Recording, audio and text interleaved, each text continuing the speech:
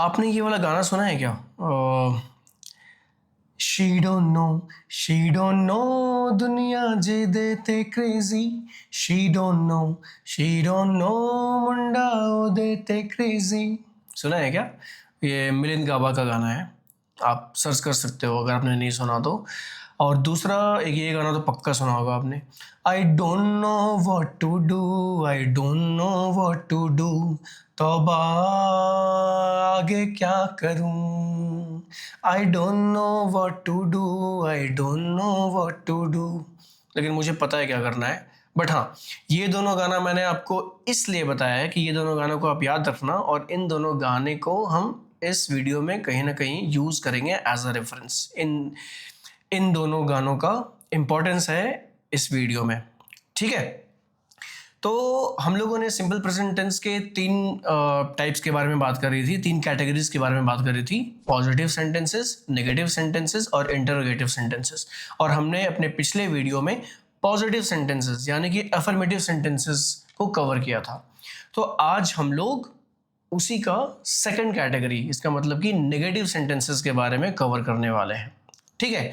तो अगर हम अपने लाइफ में किसी के साथ पॉजिटिव तरीके से बात करते हैं तो हमें बहुत बार ये रिक्वायरमेंट होती है कि हम किसी चीज़ को मना कर पाए या फिर हम नेगेटिव सेंटेंसेस का यूज़ करें, है ना। तो सो उस केसेस के लिए हम लोगों को नेगेटिव सेंटेंसेस के बारे में पढ़ना बहुत ज़रूरी है और हमें उनका ट्रांसलेशन भी आना ही चाहिए, ठीक है।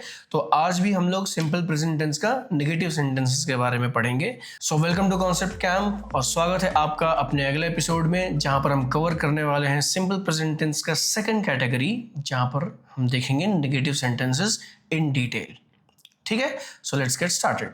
सिंपल प्रेजेंट टेंस को आइडेंटिफाई कैसे करते हैं, पहचानते कैसे हैं, हिंदी के कौन से सेंटेंसेस सिंपल प्रेजेंट टेंस में आते हैं, ये ऑलरेडी मैंने कवर कर लिया है, राइट। सो यहाँ पर भी बिल्कुल रूल सेम होगा, उसको मैं वापस कवर नहीं करने वाला हूँ।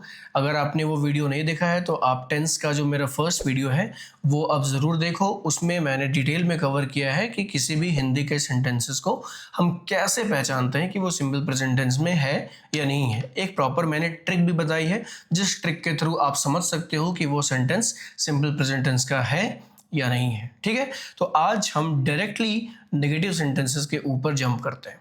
सो पॉजिटिव सेंटेंसेस का हमने जो स्ट्रक्चर देखा था सिंपल प्रेजेंट टेंस में, वो क्या था? Subject plus V1 plus object, ठीक है। और थर्ड पर्सन सिंगुलर सब्जेक्ट में हम लोगों ने देखा था एक क्यूटनेस ऐड हो जाता है, वो क्या था? सब्जेक्ट प्लस V1 और वो क्यूटनेस S/AS, है ना, V1 के साथ जो ऐड होता है प्लस ऑब्जेक्ट। ये आपका सिंपल स्ट्रक्चर था सिंपल प्रेजेंट टेंस का।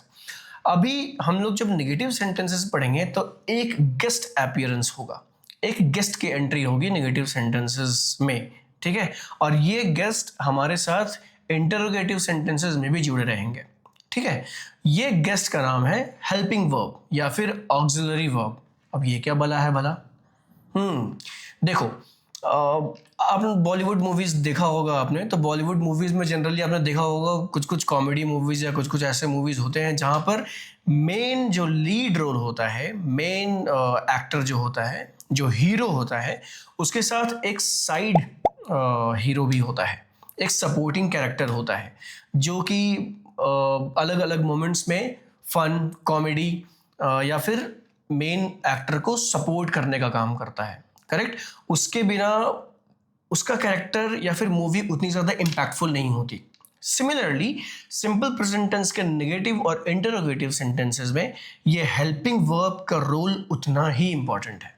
अगर वो हेल्पिंग वर्ब नहीं होगा तो सिंपल प्रेजेंट टेंस का नेगेटिव सेंटेंस और इंटरोगेटिव सेंटेंस बन ही नहीं पाएगा, वो अधूरा है, ठीक है।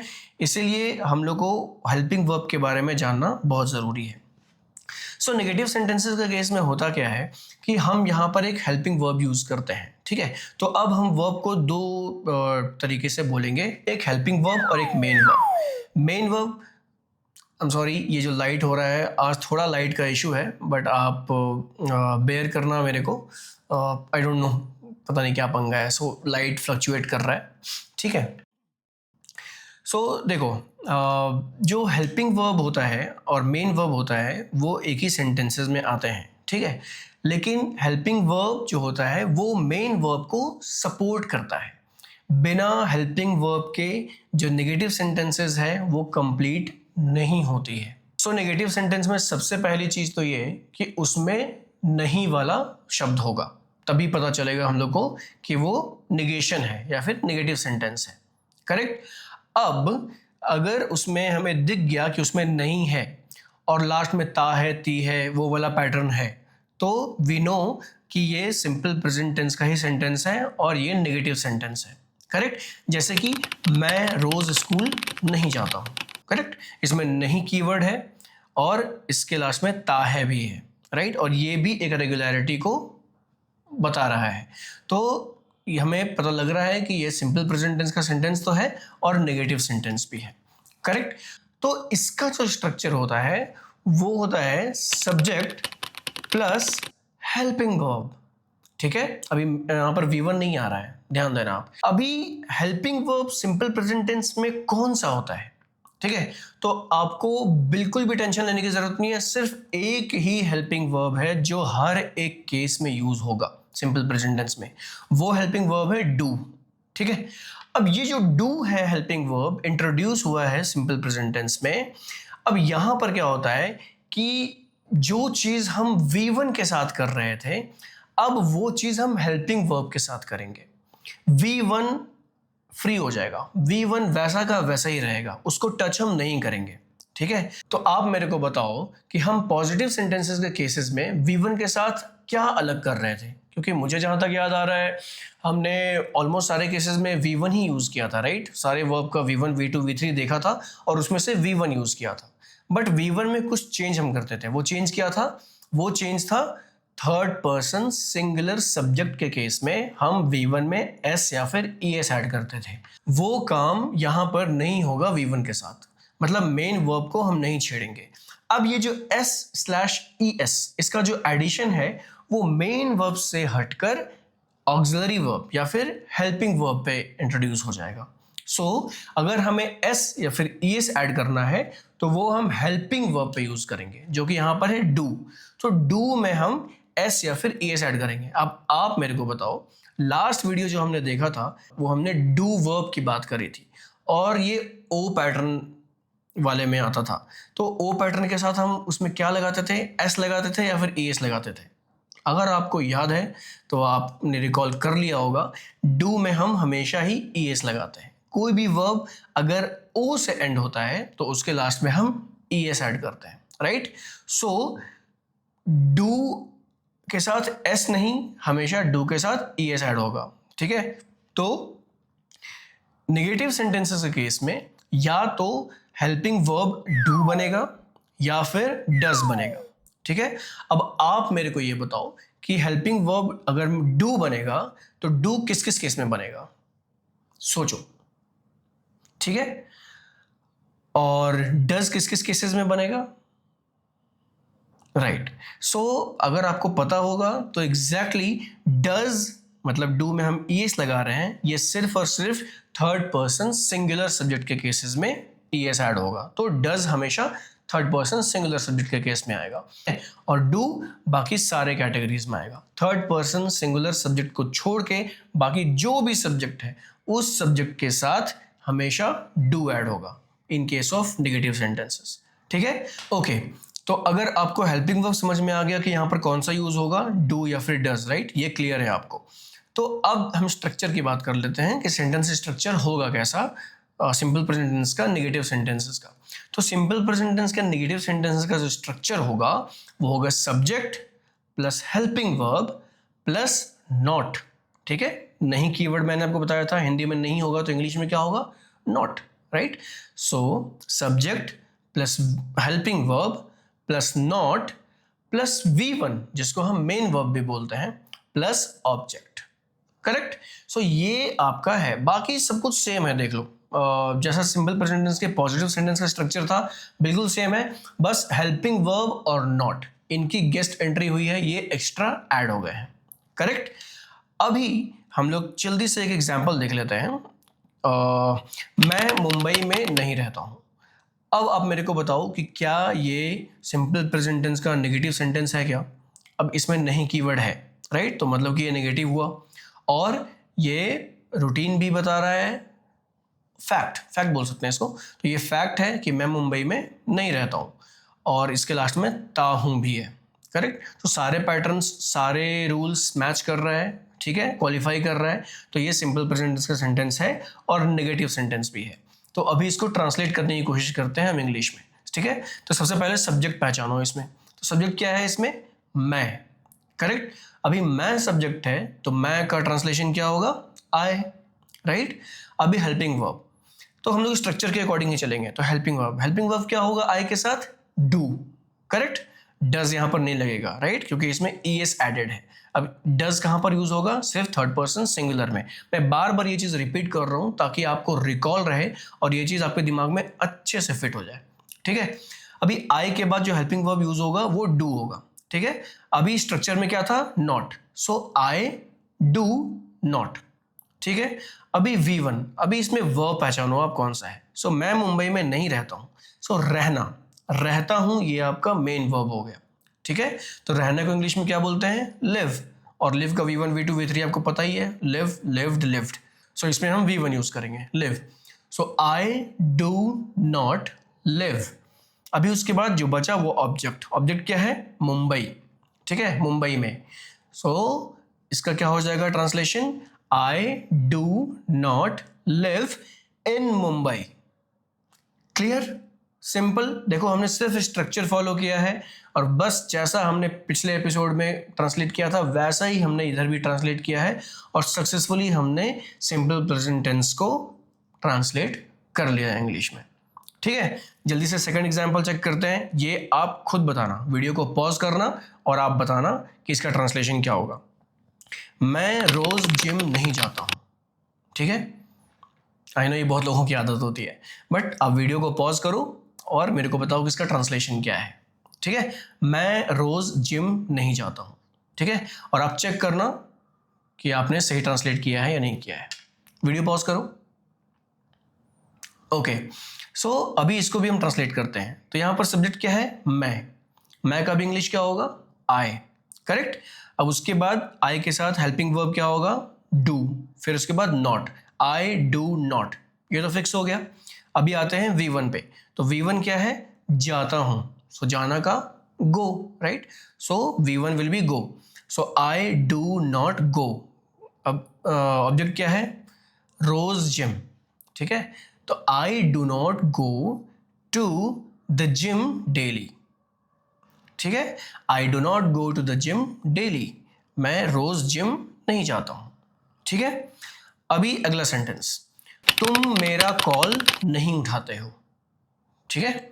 अभी इसको हम ट्रांसलेट करते हैं सिमिलरली। वीडियो को पॉज करो और आप इसको ट्रांसलेट करने का ट्राई करो,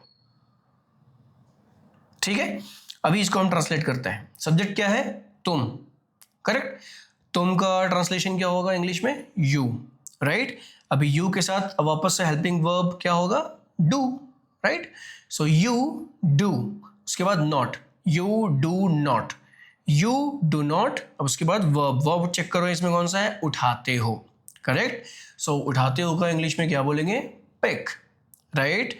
सो यू डू नॉट पिक, उसके बाद मेरा कॉल जो कि ऑब्जेक्ट है, राइट। सो इसको भी आप इंग्लिश में ट्रांसलेट कर दो, माई कॉल, है ना। So you do not pick my call.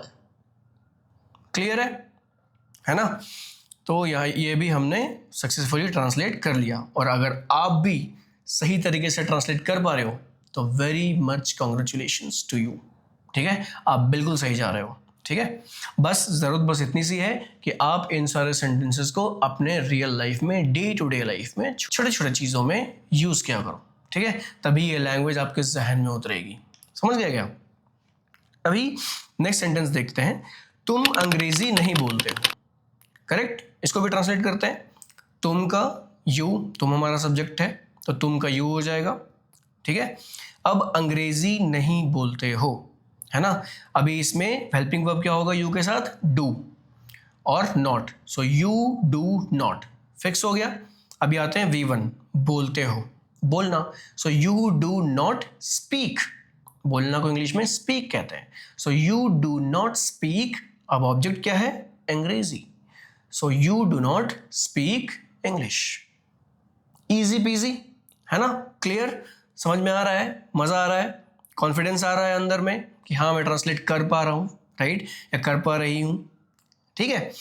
अभी नेक्स्ट सेंटेंस, वो लड़की मुझसे बात नहीं करती है. वो लड़की मुझसे बात नहीं करती है. अभी इसको ट्रांसलेट करते हैं. ठीक है, भावनाओं में मत बहो, ट्रांसलेशन करो. ठीक है. सब्जेक्ट क्या है इसमें? वो लड़की. करेक्ट. वो लड़की को इंग्लिश में क्या बोलेंगे? That girl. ठीक है. अभी इसके बाद यहां पर helping verb and then not. Helping verb क्या होगा?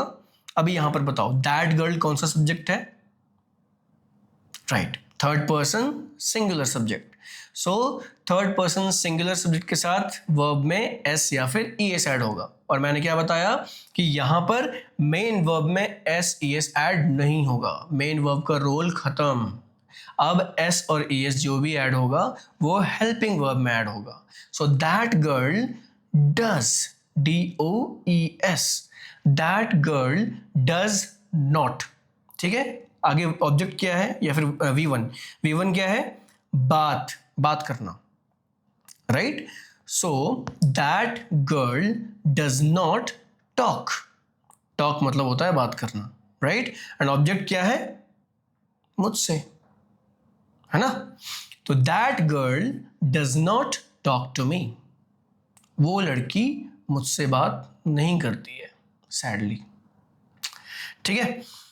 नेक्स्ट सेंटेंस में आते हैं, विराट फुटबॉल नहीं खेलता है. वीडियो पॉज करो एंड बताओ इसका ट्रांसलेशन क्या होगा. ओके. सो विराट ही हो जाएगा, सब्जेक्ट है ना? अब उसके बाद फिर helping verb. Helping verb Virat के साथ क्या लगेगा? क्या लगेगा? डज. एग्जैक्टली. ठीक है. So Virat does not. Virat does not. अभी V1, इसमें वर्ब क्या है? खेलता है. खेलना को क्या बोलते हैं? Play. So Virat does not play.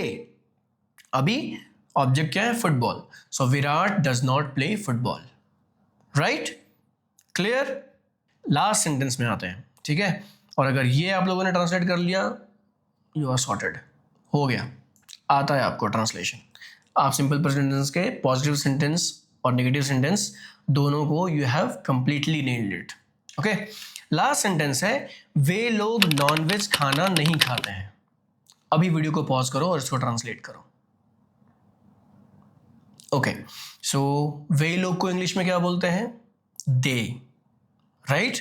सो दे. उसके बाद helping verb and not. So helping verb क्या होगा इसके साथ?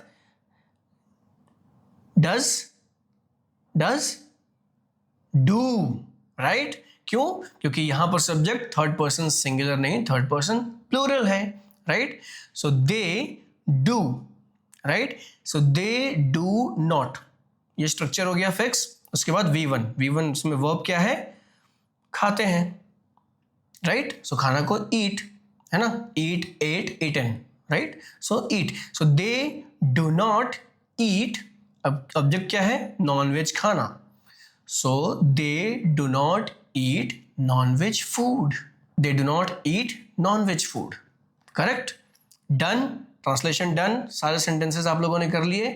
अगर आप लोगों ने सारे ट्रांसलेशन सक्सेसफुली कर लिए तो वेल एंड गुड, आप बिल्कुल सही जा रहे हो और हम साथ साथ में इंग्लिश सीख रहे हैं. बस ज़रूरत है अपने रियल लाइफ में इनको इम्प्लीमेंट करने की. ठीक है. तो आई होप मेरे को बार बार बताना नहीं पड़े आपको कि आप इसको अपने रियल लाइफ में यूज़ करो, क्योंकि जब तक आप रियल लाइफ में इसको यूज़ नहीं करोगे, हैबिट नहीं बनेगी और लैंग्वेज आप नहीं सीख पाओगे. आई एम सॉरी टू से. ठीक है. I have to be blunt. मैं क्लियर कट आपको बताना चाहता हूँ कि लैंग्वेज प्रैक्टिस से ही सीखी जाती है, इसलिए आप प्रैक्टिस करो, खूब प्रैक्टिस करो. ठीक है. ओके. सो ये आज के वीडियो में हमने कवर किया सिंपल प्रेजेंट टेंस के नेगेटिव सेंटेंसेस. अभी मैंने वीडियो के स्टार्ट में 2 गाने बताए थे आपको. ठीक है. शी डोंट नो दुनिया जी देते क्रेजी. अभी आप मेरे को बताओ कि क्या ये ग्रामेटिकली करेक्ट सेंटेंस है? इस गाने में जो ये लाइन है ये क्या है, करेक्ट सेंटेंस है, शी है सब्जेक्ट, राइट। उसके बाद उन्होंने क्या यूज किया, डोंट नो, ठीक है। ओके, सो आपको एक चीज मैं बता देता हूं कि ये जो नेगेटिव सेंटेंसेस होते हैं ना, हेल्पिंग वर्ब के साथ जो नेगेटिव सेंटेंसेस होते हैं उसको शॉर्ट में भी लिखा जाता है। जैसे डू और नॉट को डोंट लिख दिया, DON''T, डोंट। डू नॉट का शॉर्ट फॉर्म डोंट, राइट। और डज नॉट का शॉर्ट फॉर्म होता है डजेंट, DOESN''T। सो ये थोड़ा सा फैंसी और शॉर्टकट तरीका है नेगेटिव सेंटेंसेस को लिखने का, ठीक है। सो जैसे जो एग्जाम्पल देखा था हमने, उसमें अगर आई डू नॉट लिखा है हमने, तो आई डू नॉट को आई डोंट भी लिख सकते हैं, यू डू नॉट को यू डोंट लिख सकते हैं, शी डज नॉट को शी डजेंट लिख सकते हैं, विराट डज नॉट को विराट डजेंट लिख सकते हैं, राइट। अभी वापस आते हैं गाने पे, आप बताओ, शी डोंट नो, क्या ये करेक्ट है, बताओ, right. She third person singular subject है, तो इसमें डू कहां से आएगा, राइट। सो यहां पर डज आएगा, right. So she doesn't know. आप मिलिंद गावा को जरूर टैग करना और उसको बताना कि आपके लिरिक्स में इशू है, just for fun, okay. And दूसरा गाना क्या था, I don't know what to do, I don't know what to do, क्या ये करेक्ट है, सब्जेक्ट क्या है इसमें, आई, फिर उसके बाद डोंट, है ना, no, I don't know. So don't किसका शॉर्ट फॉर्म है, डू नॉट का, और आई के साथ तो हमें पता है डू ही यूज होता है, ठीक है। So I don't know what to do correct है, ठीक है। तो आई होप आपको मजा आया होगा इसमें, और आपने सिंपल प्रेजेंट टेंस के नेगेटिव सेंटेंसेस का ट्रांसलेशन भी सीखा होगा, राइट। सो ठीक है, अगर आपने अच्छी तरीके से कर लिया है तो वेल एंड गुड। आज का वीडियो यहीं पे कंक्लूड करते हैं। सो मिलेंगे अगले एपिसोड में एक नए फंडे के साथ, एक नए टेक्निक के साथ और एक नए ट्रांसलेशन के साथ, ठीक है। और धीरे धीरे हम ऐसे ही स्टेप बाय स्टेप इंग्लिश सीख जाएंगे, ओके। तब तक के लिए thank you, bye bye, take care.